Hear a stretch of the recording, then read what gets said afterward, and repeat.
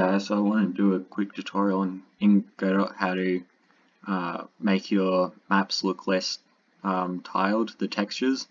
So if you've ever tried to make a large map or open world in really any game engine, you probably would have encountered this problem where the textures are obviously tiled, so you can see where every texture is.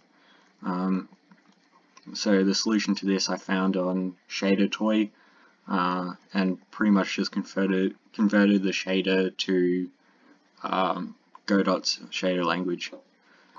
Here is with this shader I found in ShaderToy. As you can see, it looks far less repetitive. I've got a camera here, so at a first person height you can see barely repetitive at all, but with the first one you can see, well, it's not too bad with this one, but you can kind of see where the grid is. So it's quite simple to do. It can also be used to add normal maps, so as you can see that looks a bit nicer. And it's got some limitations though. As you can see here is the brick texture. So bricks have straight lines and stuff, and it doesn't really work that well. It works better with more natural textures. Then over here I've got kind of how it works a bit. So you can see that these textures have straight lines, but if you go over here, this is using the shader, and it kind of makes it a little less uniform and grid-like, and rotates it a bit. So I'm going to create a new project and try and recreate this. Alright, so I'm back with a new project. So this is a 3D project. We'll create a 3D scene. Under it we'll create a mesh instance, and for the mesh we'll set plane mesh. I'll scale up to 10 by 10. You don't have to, just whatever size you want. Now a directional light, just to make it look a little nicer. Alright, I'll download a texture. Again, this is all from Texture Haven, all the textures I'll use. They're free and quite good. So I've got imported the texture into the project. So next step I'll do is create the shader material. Alright, so the first step is, if you ever made a shader before, you have to declare that it's a spatial shader. Oops, save the scene as well. But under the fragment, in the fragment shader, what I'll do is I'll set albedo to be equal to texture, and I forgot to import the texture, so we'll do that now. So I'm going to say sampler 2D albedo, we'll call it, and it's going to be hint albedo. Oops, what did I do? Oh, sorry, you have to add uniform sampler 2D. The other thing I'll do is I'll add uniform float or uniform vec2, or U2. This is going to be UV scale. So do float instead. UV scale.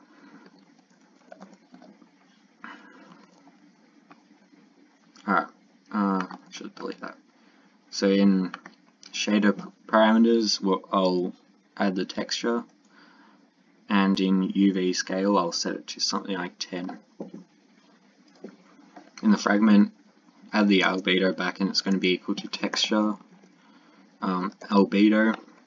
Now it's going to be UV multiplied by UV scale, and .rgb and semicolon. Alright, so as you can see, this is what I was talking about before, where it looks quite bad and obviously in a grid. So the next step is going to be to fix this up. So what I'll do is I'll go over to the ShaderToy. The link to this will be in the description, and I'll pretty much just copy and paste all the code from that. It's not too difficult to convert. Yeah, alright, here I've got it, so I'll put it in a comment so it doesn't affect anything else we've got, and copy it here. I'm going to maximize this so you can see it easier. Alright, first things first, we need the hash function. So that's pretty simple, doesn't need to change at all. Next thing,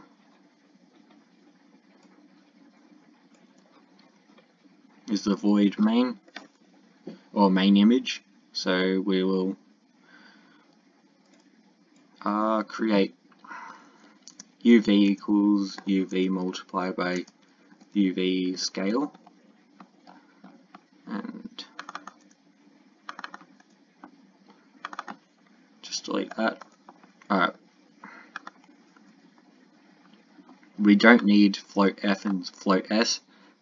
Just in the example they have animation, so I'll get rid of that.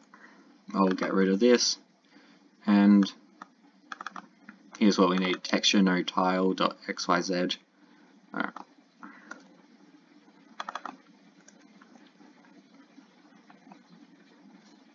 Alright, now we don't need this code anymore. Why is that? Oh, okay, because we haven't added texture no tile function. So go back down here, grab this, and down to the end we'll copy it, paste it up here, and because we don't have the texture, we'll delete the use hash,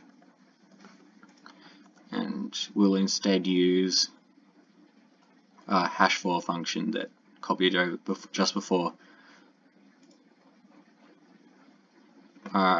Now if you exit it, yeah, as you can see, it's as simple as that. It's already making it look a lot less grid-like, a lot less uniform, I guess, and it looks quite nice. And this should go on forever as well, no matter how big your texture is, so it's pretty useful if you're making an open world game. Next thing is, it doesn't look very nice, the texture on its own, because it doesn't have any normal map, or any normal maps applied. So what I'll do is I'll just grab a normal map texture, again from Texture Haven. And I'm not sure if I mentioned this, but if you need any of these textures, if you want to use the same ones, I'll put it in the comment section or in the description, either one. So I'll say normal map equals texture no tile, same as before. Add normal map uv.rgb, and I'll say normal map depth. Oops.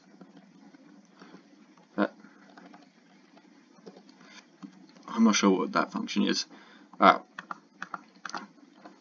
So just right now we'll add the normal map, and it's the same as adding the albedo, except it's hint normal instead.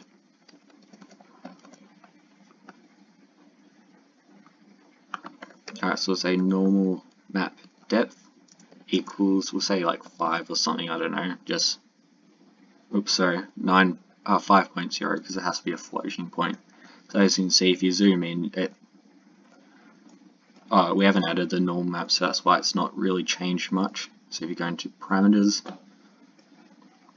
drag and drop that in, and after a second, yeah, as you can see, now it gets affected by lighting. I'll close that. Maybe a bit too extreme, so I guess play around with that. And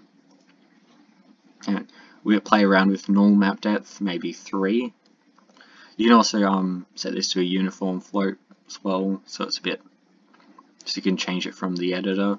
It's probably the better option. But I'm going to keep this simple. As you can see, pretty much done actually.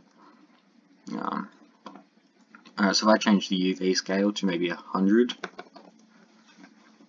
so that's quite zoomed in, but as you can see, zoom right in, and it's slightly less repetitive than before. So this is, yeah, again, quite useful.